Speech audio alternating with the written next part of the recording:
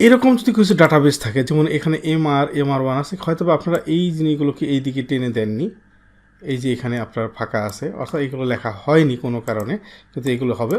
অথবা এমনও হতে পারে যে না, এই ডাটাগুলো উপর দিকে যাবে, লেখা হয়নি। বাট আমরা যদি এটাকে টানতে চাই, MR1 MR1 2 3 হয়ে যাবে, এরকম হয়ে যায় আমাদের। বাট এটা হবে না, হয়তো এই আইডিগুলো সম্পূর্ণই আপনার কী হবে, MR1ই হবে আইডি, প্রোডাক্ট আইডিটা। এই ক্ষেত্রে আমরা কি করি, সাধারণত কপি করে পেস্ট করে দিই। এরকম যেমন উজ্জ্বল কুমার সরকার আছে, এখানে কিছু ফাঁকা আছে, এবং এরকম প্রত্যেকটা জায়গায় দেখতে পাচ্ছি আমরা ফাঁকা আছে। এই জিনিসগুলো আমরা পাওয়ার কোয়েরির মাধ্যমে কীভাবে অনায়াসে ফিল আপ করতে পারি, দ্যাটস মিন তার নাম হচ্ছে ফিল ডাউন এবং ফিল আপ। এই জিনিসটা আমরা যেভাবে করতে পারি আমরা এখনই দেখব। তাহলে এই ডাটাতে যাওয়ার পরে আমরা এখানে ফ্রম টেবিল রেঞ্জ এখানে ক্লিক করলাম। ক্লিক করার পরে আমাদের এই ডাটাটা পাওয়ার কোয়েরির সাথে কানেকশন হচ্ছে।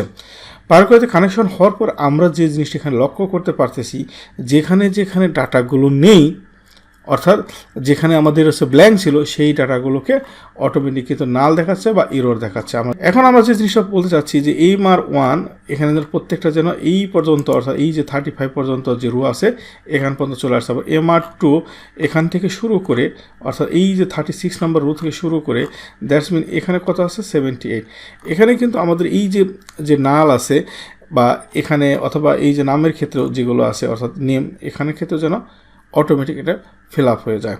তো তাহলে আমরা এই কলামটাকে সিলেক্ট করার পরে আমরা দেখতে পাবো এই যে 34 পর্যন্ত MR2 চলে আসবে।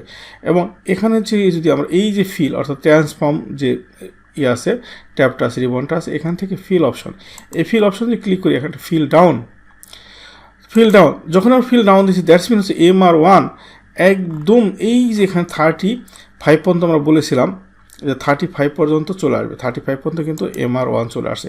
আবার MR2 অর্থাৎ এখান থেকে তার আগ পর্যন্ত যেখানে ফাঁকা ছিল সেখানের মধ্যে চলে আসছে। তাহলে আমরা দেখলাম যে এখানে ফিল ডাউনটা কীভাবে। এখন আমরা যদি এইটাকে দেখি, নেমের ক্ষেত্রে উজ্জ্বল কুমার সরকার, এবং আমরা চাচ্ছি যে না, আমার এই নামগুলো নিজ দিকে যাবে না, কোনো ক্ষেত্রে যদি প্রয়োজন এই যে আফসানা মৌ যে নামটা আছে, এই নামটা এই পর্যন্ত চলে যাবে, এবং এখানে রাহিনুর আহমেদ এখান থেকে এই পর্যন্ত চলে যাবে, এই পর্যন্ত, অর্থাৎ এই নিচ থেকে উপর দিকে আপ হবে। তাহলে আমরা কীভাবে করতে পারি, আমরা একটা সিলেকশন করলাম। এখন এখানে যদি আমরা ফিল আপ দিই, তাহলে আমরা দেখতে কী পাচ্ছি, এই আফসানা মৌ দেখেন এখান থেকে এই যে উজ্জ্বল কুমার পর্যন্ত চলে গেল, এরকম রাহিনুর আহমেদও এখান থেকে এই পর্যন্ত চলে গেছে। প্রত্যেকটা জিনিস আমাদের আপ হয়ে গেছে।